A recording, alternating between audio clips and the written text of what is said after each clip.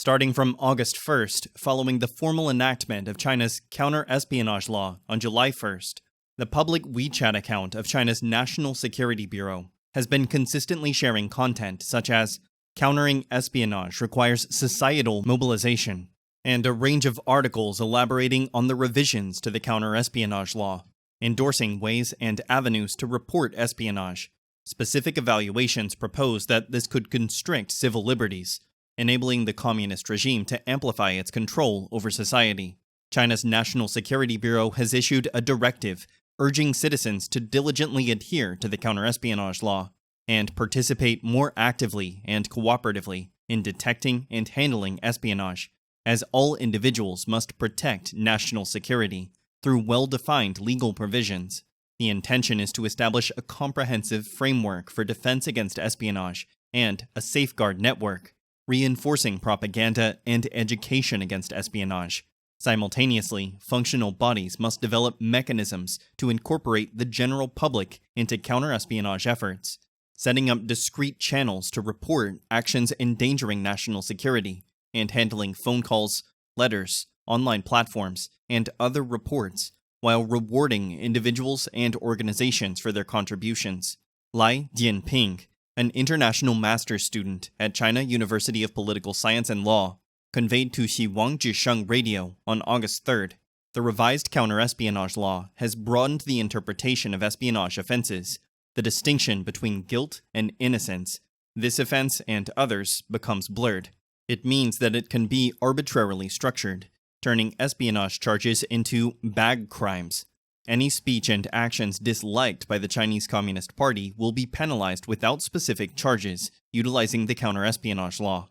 A Chinese-Canadian writer, Sheng Xue, said introducing the counter-espionage law and its operational instructions unveiled Xi Jinping's apprehension.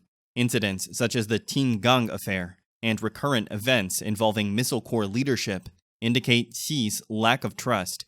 She asserts that the reporting stipulation under the counter-espionage law aims to instigate a sense of insecurity among individuals.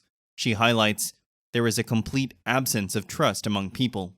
This reporting approach will unquestionably yield a substantial adverse impact on society.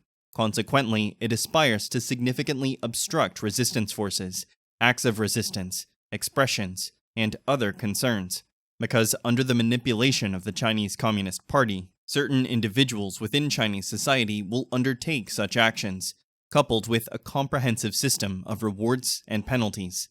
Numerous individuals will experience heightened life pressures, culminating in a despair, hence becoming instruments of the Chinese Communist Party."